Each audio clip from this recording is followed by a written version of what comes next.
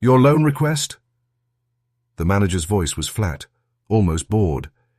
He tapped his pen against the desk and glanced at Maya as though she were already wasting his time. Maya's heart raced, but she kept her shoulders squared. She slid the folder across the polished wood, her entire dream bound in paper and ink. Charts, financial models, a vision carefully crafted over years of sacrifice. "This isn't just numbers," she said, her voice calm but firm. "This is a business that will create jobs, support families, and bring wellness to a community that desperately needs it." The man smirked. He didn't even open the folder. Instead, he leaned back in his leather chair, folding his arms. "And you think we're going to put money behind this?" His tone wasn't curious. It was mocking. The silence in the office was heavy, suffocating. Outside, the faint hum of printers and the shuffle of customers made the rejection sting even more. Maya's breath caught, but she pressed on. "I've worked for this. Every detail is accounted for. I've prepared the projections, the collateral, everything your bank requires." That was when it happened. He chuckled, a sharp, dismissive laugh that cut deeper than any word. "You don't get it, do you?" he said finally, leaning forward, his eyes narrowing. "I know who makes it in business, and honestly, people like you don't." The word struck her like a slap. People like you. Maya's fingers tightened on the edge of the chair, but she refused to let him see her tremble. She had fought too hard to collapse now. "With respect," she said, her voice steady. "My numbers prove otherwise." But he waved her off, sliding the folder back toward her without even opening it. "The bank isn't here to fund fairy tales. Try something smaller, something more realistic for your situation." The humiliation burned. The weight of his condescension pressed down, not just on her idea, but on who she was. A woman, black, ambitious. To him, that combination spelled failure before she had even begun. Her throat tightened, but she rose slowly, gathering her folder. Every movement was deliberate, controlled. "Thank you for your time," she said, each word a blade sheathed in restraint. He didn't look up, didn't care. To him, she was already forgotten. But as Maya stepped out into the lobby, eyes following her departure, something hardened inside her. The sting of rejection was real, but beneath it pulsed a heat stronger than shame. Determination. She pushed through the glass doors into the sunlight. Her chest still ached, but her steps quickened. He thought he had dismissed her. What he had really done was ignite her. This was not the end of her journey. This was the spark of a fire that would consume every doubt, every sneer, every mocking laugh. And in just a few hours that same man would discover that the woman he ridiculed wasn't a dreamer begging for approval. She was the investor holding the future of his branch in her hands. Laughter that cut deep. Where the sting of his words follows Maya home, and pain begins transforming into resolve. The sound followed her long after she left the bank. That short, sharp laugh, casual, dismissive, echoed in her mind like a cruel refrain she couldn't silence. It wasn't just rejection. It was ridicule. Maya walked briskly down the sidewalk, folder pressed against her chest like a shield. The late afternoon sun painted the city in gold, but for her, everything felt grey. Each step carried the weight of his words. "People like you don't succeed." She replayed it again and again, his smirk, the way he didn't even glance at her carefully prepared plan, the way he had made her feel small, as if all her years of sacrifice and effort meant nothing at all. Inside, something cracked. She wanted to cry, but tears felt too soft for the storm rising within her. Instead, she bit her lip and kept moving. At home, she set the folder down on her kitchen table, Papers spilled out, charts, figures, hopeful notes scribbled in the margins. She stared at them, her chest tight. "All this work," she whispered to herself. "All this effort." And he laughed. She closed her eyes and saw flashes of her past, working late nights at 2 jobs, saving every dollar, studying financial models on borrowed library books. She remembered her mother's words. "Maya, when the world underestimates you, don't prove them wrong with anger, prove them wrong with results." But tonight, the anger was real. The insult had burrowed deep, pulling at every scar she carried from years of being dismissed, overlooked, underestimated. Her phone buzzed. A friend had texted, asking how the meeting went. Maya stared at the screen. She typed 3 words, then deleted them. She didn't want pity. She didn't want comfort. What she wanted was power. The laughter still rang in her ears, but with each replay, it began to change. It no longer made her shrink. It made her rise. It was no longer just an insult. It was fuel. She paced the small kitchen, words spilling out under her breath. "He thinks I don't belong. He thinks I can't succeed. But what if—" She stopped, her eyes narrowing. "What if I don't just prove him wrong? What if I show him who he underestimated?" The thought jolted her like electricity. Maya sat down, flipping through her papers again, this time with sharper focus. Every rejection she had faced in life lined up in her mind like dominoes, each one pushing her closer to this moment. She realized something profound. That laugh, as painful as it was, had given her clarity. She didn't just want approval anymore. She wanted ownership. She whispered to herself, the words carrying a new edge. "I don't need his loan. I need leverage." Her hand hovered over her phone, not to text for sympathy, but to reach out to someone else. An old mentor, a contact who had once told her, "When the doors are closed, build your own entrance." Her fingers tightened around the device. She wasn't ready to call. Not yet. But she knew she would. Soon. That night, as the city quieted and the streetlights flickered on, Maya lay awake staring at the ceiling. The laugh still echoed, but it no longer cut her down. It echoed as a challenge. Because what the bank manager didn't know, what he could never imagine, was that his cruelty had sparked something unstoppable. By tomorrow, Maya's humiliation would transform into a plan, and that plan would lead her straight back through those bank doors, not as a borrower, but as something far more powerful. The spark of vengeance, where Maya's pain sharpens into strategy, and she begins setting in motion the first steps of her comeback. The city outside her window buzzed with its usual noise, cars honking, footsteps rushing home, the faint hum of neon signs. But inside Maya's apartment, there was only silence. A heavy silence that wrapped around her like a storm waiting to break. She sat at the edge of her bed, folder still in her lap. The papers were bent now, corners worn from being handled too tightly. They weren't just numbers and projections.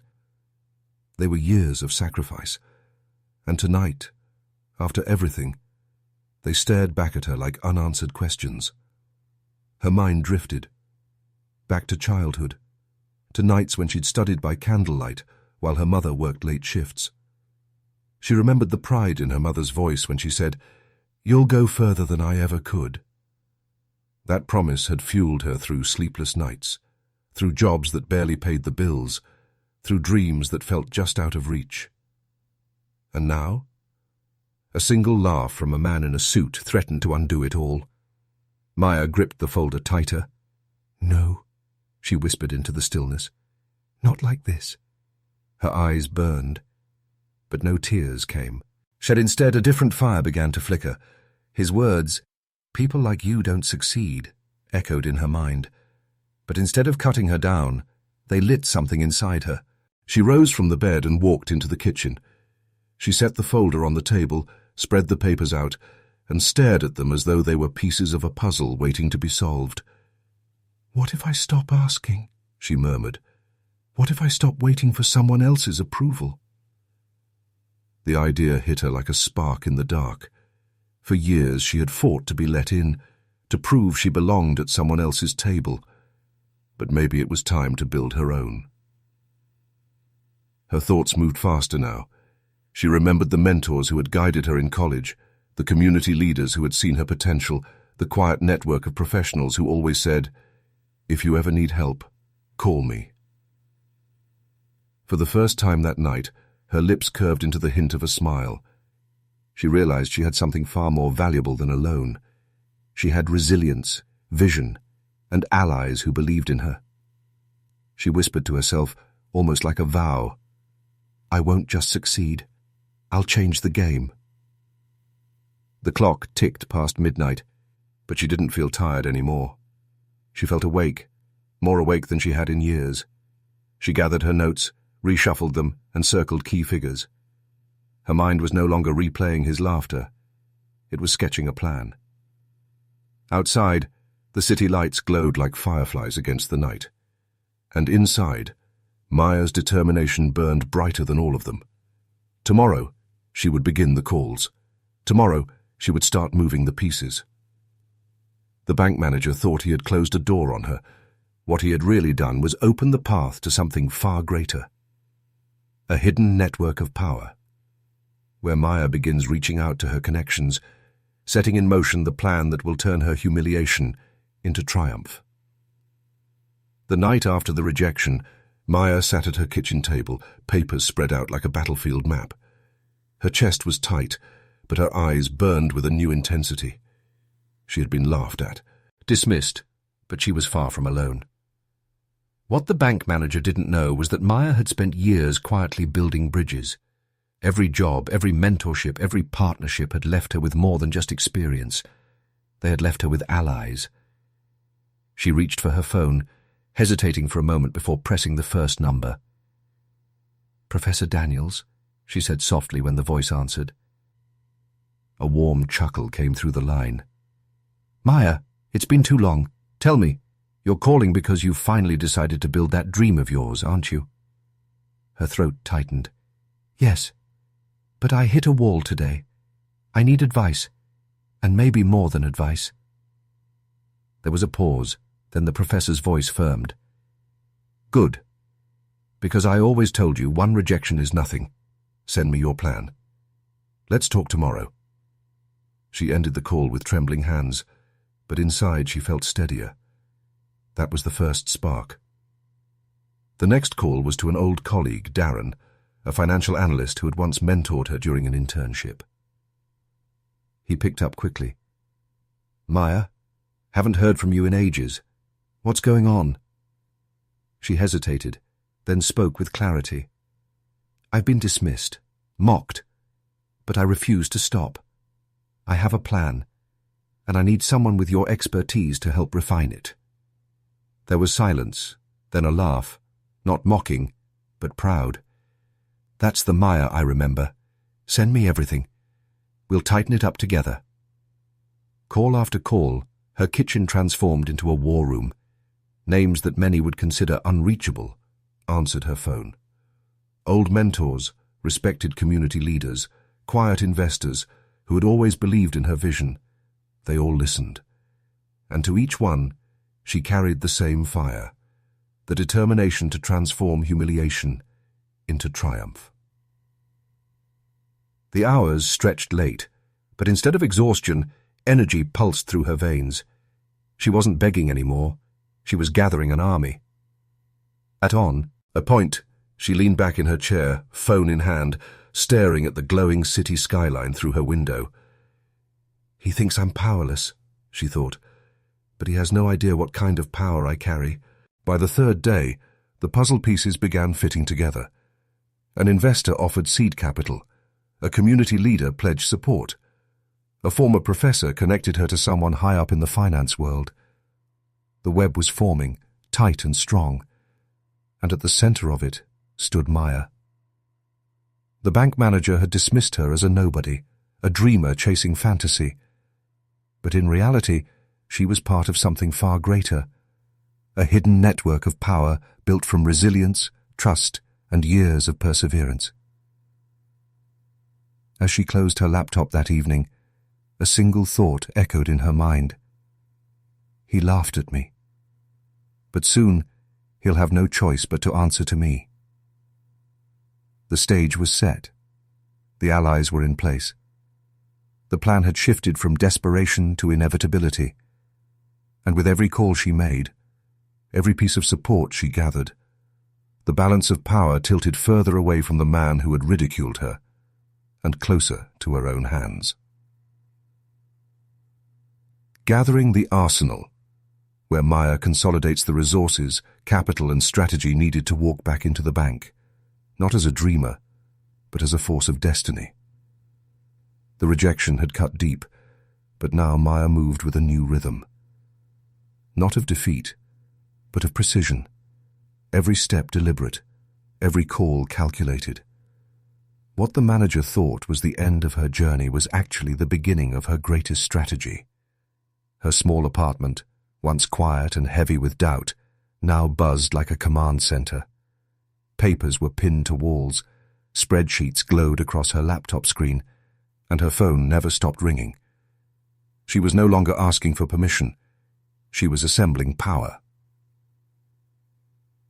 The first breakthrough came with Darren, her old colleague.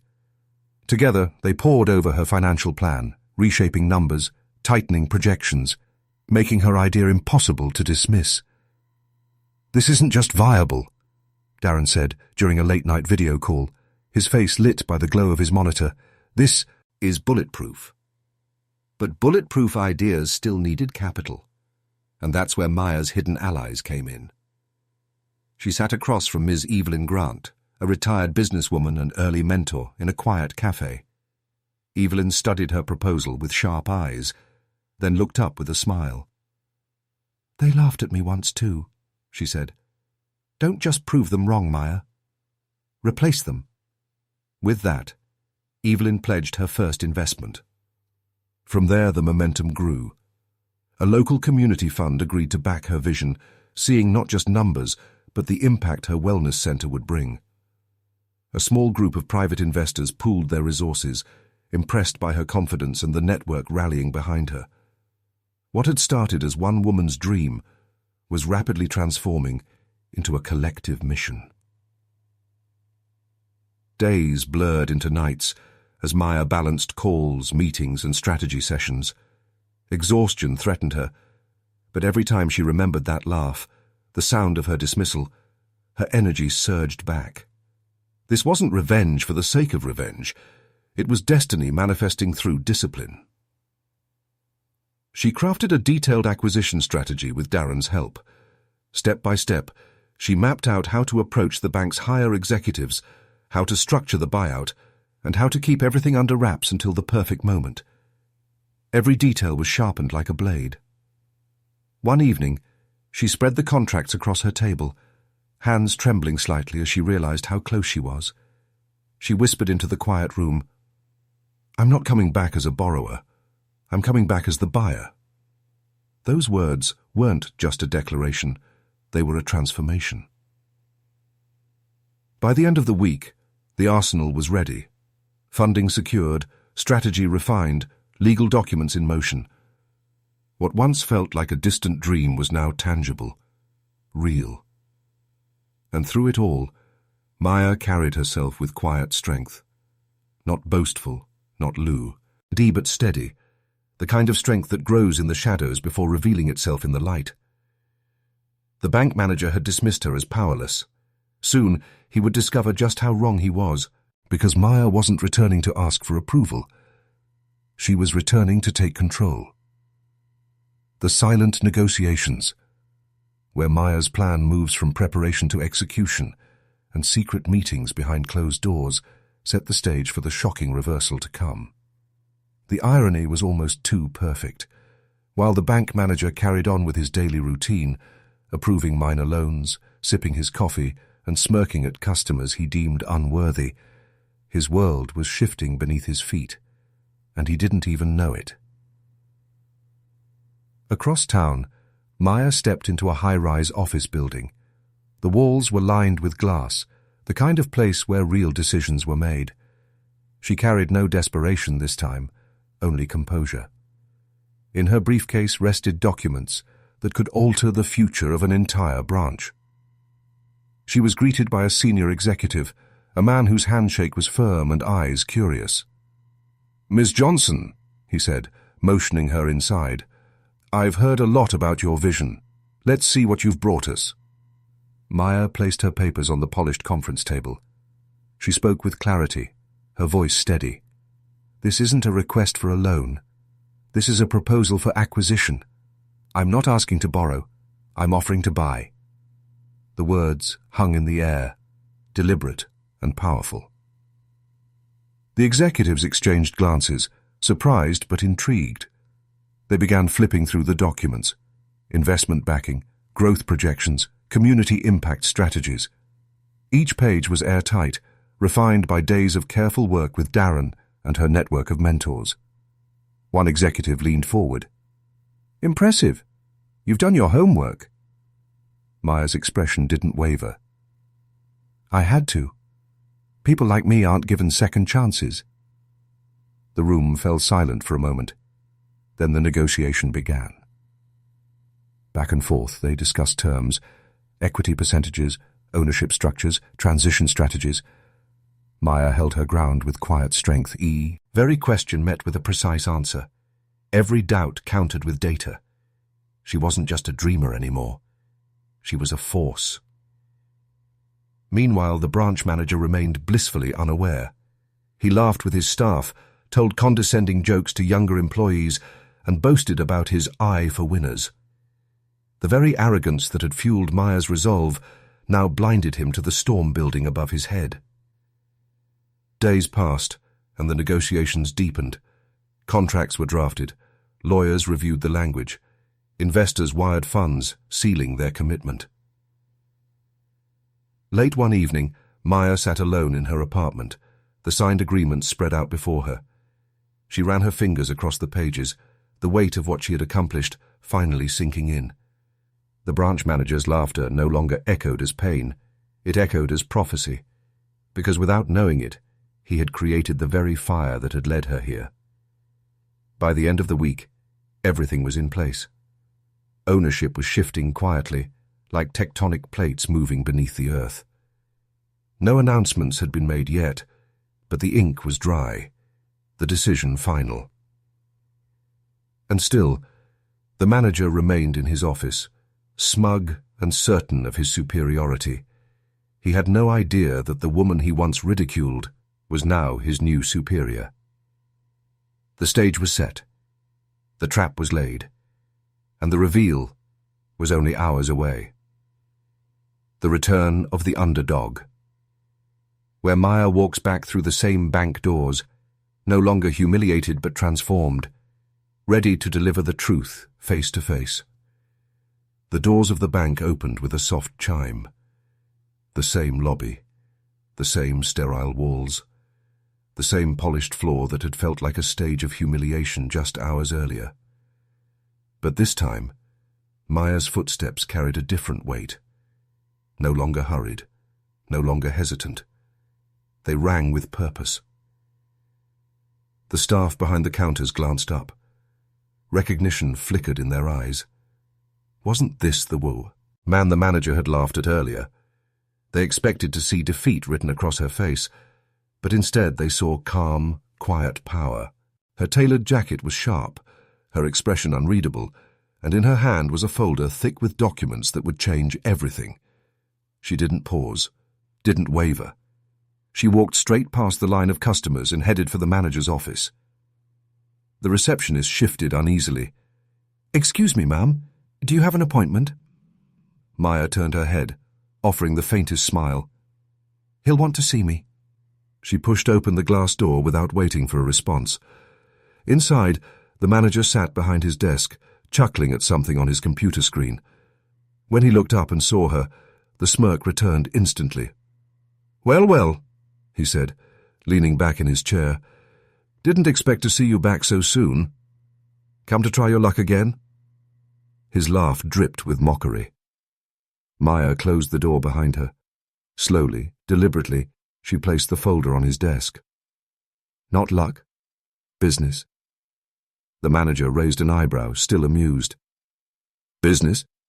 Didn't I already tell you this place isn't for—" He stopped mid-sentence as his eyes scanned the documents.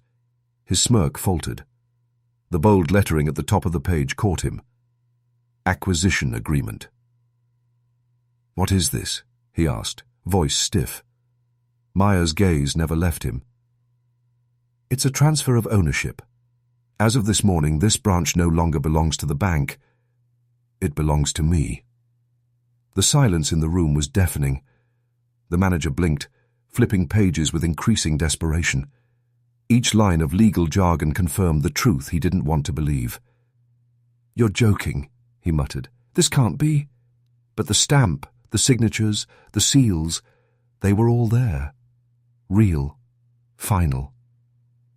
Maya leaned forward, her voice low but steady. "Hours ago, you laughed in my face. You told me I wasn't the type who succeeds. But today, you work for me." The color drained from his cheeks. For the first time, the arrogance slipped. He sat there, exposed, powerless in the very office he once ruled like a throne. Maya stood tall, reclaiming the space that had once felt suffocating. "Don't worry," she added almost softly. "I don't run things with mockery. I build. I uplift. Something you never understood." Her words cut sharper than his laughter ever could. She gathered the folder, leaving just one page on his desk, a formal notice of his position under new ownership. Then, without waiting for a reply, she opened the door and walked back through the lobby. Every eye followed her. The woman who had been humiliated earlier was now the one in control. The staff exchanged confused glances, sensing the shift, but not yet knowing the full story. And as Maya stepped outside into the sunlight, she took a deep breath. The humiliation was gone, replaced by victory. But this was only the beginning. Because owning the branch wasn't just about proving him wrong. It was about rewriting the rules entirely. Power revealed. Where the truth of her ownership spreads through the staff, the community, and finally lands with devastating clarity in the manager's world. The air inside the manager's office was thick with arrogance. He leaned back in his chair, arms folded, lips curling into a smug grin as Maya stepped inside. "Well," he drawled, his tone dripping with mockery, "I thought I told you not to waste your time, or mine. What is it this time? Another desperate plea? Another fantasy about owning a business you can't afford?" His laugh was sharp, rehearsed, meant to cut her down just as it had hours ago. But Maya didn't flinch. She walked forward, her heels clicking against the tile, each step deliberate, like a drumbeat building towards something inevitable. She carried a folder once more, but this time she wasn't clutching it like a lifeline. She held it like a weapon. She set it down on his desk. Calm, controlled, deadly precise. "You're right about one thing," she said, her voice steady. "This isn't a plea. It's paperwork." The manager raised an eyebrow, chuckling as he opened the folder, but his laugh didn't last long. His eyes scanned the first page, then the second, then the signature at the bottom. The color drained from his face. "No, this can't be real." "It's very real," Maya replied, her tone almost gentle, like a teacher correcting a student. "As of today, this branch is under new ownership. Mine." His jaw tightened.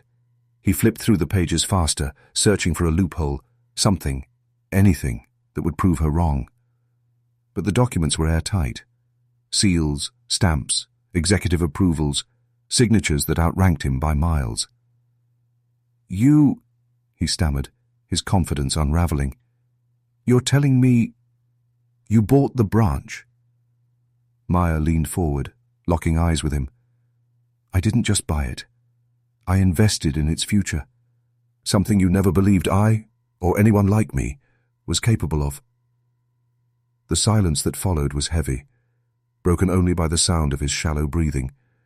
The same man who had laughed, who had belittled her, now sat shrinking in his chair. You can't do this, he muttered, more to himself than to her. This was supposed to be what? Maya cut in sharply.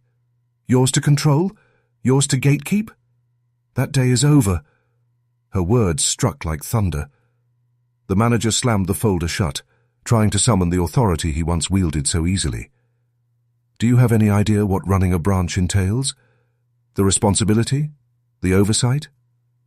Maya smiled faintly, her composure unshaken. Yes. And that's why I didn't come here for your approval. I came here to give you a choice. His eyes narrowed. A choice? You can stay, she said, her tone slow and deliberate, and work under me. Or you can walk out that door and never return. Either way, this place is mine now. The room went still. His bravado, his smirk, his laughter, all gone. What remained was a man staring at the reality he never saw coming. You can't be serious, he whispered. Dolce. I'm more serious than you were when you mocked me, Maya replied, standing tall. For a moment he was speechless. His power had evaporated in front of him, and now the only thing left was his pride, crumbling under the weight of her victory. Finally, Maya gathered the folder and tucked it under her arm. She didn't need his acknowledgement. The truth was written in every line of that contract. As she turned toward the door, she paused, offering him one last glance. Remember this moment, because laughter fades, but legacy lasts. With that, she stepped out, leaving the manager in silence, his empire reduced to rubble in the span of a single conversation. And in the lobby outside, whispers began to spread. The staff sensed a shift. They didn't know the details yet, but they could feel it. The ground beneath their feet had changed. Maya walked out of the bank with her head high. The humiliation of the morning had transformed into triumph by nightfall. And yet, she knew this wasn't just about personal revenge. This was about something bigger, something the world would soon see. Power revealed. Where the news of her ownership spreads like wildfire, reshaping not only the bank, but the community that had once been shut out. The hush inside the branch was almost eerie. The usual hum of chatter, the clinking of keyboards, the soft shuffle of papers. It all seemed to stop the moment Maya stepped back into the lobby. Every employee's eyes followed her. Just hours earlier, those same eyes had watched her leave with humiliation on her shoulders. Now, they saw her walk with a calm authority that felt undeniable. Behind her, the manager trailed out of his office, his face pale, his usual swagger gone. The folder of acquisition papers trembled in his hand, proof of everything he had mocked now turned against him. Maya stopped at the center of the lobby, her voice, steady and clear, carried across the space. I think it's time everyone here understood what's happening. The tellers froze mid-transaction. A customer waiting in line tilted his head curiously. The manager opened his mouth as if to interrupt, but the words never came. His arrogance had cracked, leaving him stranded in silence. Maya raised her chin. This morning, I came here seeking a loan. I came with a plan, with vision, with belief in something greater. I was told I wasn't the type who succeeds. I was told no. And worse, I was laughed at. Gasps rippled through the staff. Their eyes darted to the manager, who now stood sweating, lips pressed into a thin line. But here's the truth, Maya continued, her voice ringing stronger with each word. Success isn't granted by gatekeepers. It's built. It's earned. And sometimes, it's bought outright. She gestured toward the documents in his hands. As of today, this branch no longer answers to him. It answers to me. The silence broke into whispers, shocked, awed, disbelieving. The staff leaned toward each other, murmuring fragments. She owns it? Is that even possible? Did you hear what she said? The manager finally snapped, his voice cracking as he tried to salvage control. This is ridiculous. You can't just walk in here and... Maya cut him off, her tone razor sharp. Can't I? Look at the papers in your hand. That isn't fantasy. That isn't desperation. That is ownership. His lips moved, but no words came. His once booming voice had shrunk into nothing. The staff who once cowered beneath his arrogance now looked at him with pity, or worse, with satisfaction. Maya's eyes softened as she scanned the room. To everyone who works here, I want you to know this. I don't lead with mockery. I don't lead with contempt. I believe in building something better, for customers, for this community, and for all of you. That's the future of this branch. Her words struck with the weight of truth, reverberating through the room like a bell. Meanwhile, the manager sank into a nearby chair, his face buried in his hands. The chair. Laughter he had used like a weapon had abandoned him. All that remained was silence, his silence and the staff's silence, both heavy with poetic justice. One teller whispered under her breath, just loud enough for those nearby to hear, "She did what none of us thought possible." And with that, the energy in the room shifted. No longer was Maya the woman who had been mocked. She was the new standard, the proof that arrogance could fall in an instant. She gathered her papers, her voice dropping to a calm conclusion. Remember this day, because it's not just about me. It's about what's possible when you refuse to let someone else define your worth. With that, she turned and walked toward the exit, her presence leaving behind a silence more powerful than any applause. And the manager? He sat frozen, stripped of the authority he once clung to, his empire of arrogance reduced to ruins before the very people who had once feared him. A legacy begins, where Maya reflects on her journey and shifts focus from personal victory to community transformation. The sun was beginning to set as Maya stepped out of the bank, the golden light washing over her like a curtain call after a long performance. The air was different now, lighter, freer, as though even the city itself knew something had shifted. She paused on the sidewalk, folder in hand, watching strangers walk by, none of them knowing the battle she had just fought inside those walls. For a moment, she let herself breathe. The humiliation, the sting of laughter, the weight of being dismissed, it all replayed in her mind like a film. But now, those memories didn't ache. They fueled her. She whispered softly, almost to herself, "It was never just about me." Because it wasn't. This victory, the acquisition, the power, the poetic justice, was more than personal revenge. It was proof. Proof that dignity could outlast mockery. Proof that determination could turn rejection into a stepping stone. She thought of her community, the young entrepreneurs who had been told their dreams were too big, the workers overlooked because of how they looked, where they came from, or the accent in their voice. She thought of every person who had walked into a bank like this one, only to leave feeling smaller than when they entered. Her story, she realized, was theirs too. Inside the bank, the staff still buzzed with whispers, and the manager still sat in silence, stripped of his arrogance. But Maya wasn't thinking about him anymore. His fall wasn't the real story. The real story was the rise of possibility, of belief, of a new way forward. She lifted her head high, speaking as though the world itself needed to hear her. Power isn't about tearing others down. It's about building something bigger than yourself. The words felt true in her bones. Yes, she had been underestimated. Yes, she had been belittled. But she had answered not with bitterness, not with spite, but with action. She hadn't just proved him wrong.